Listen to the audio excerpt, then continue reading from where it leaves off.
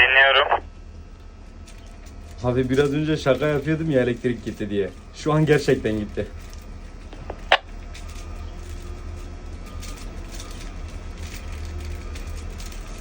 Fırına doğru atsana.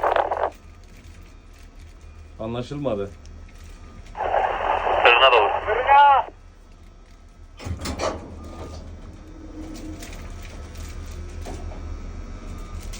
Elektrik gitti abi.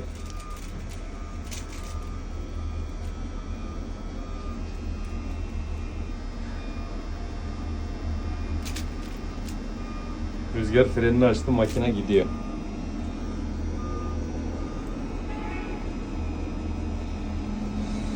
Evet, kontrollü bir şekilde arkadaşlar. Bakın sepette halat da bağlı. Emniyet kemerleri bağlı.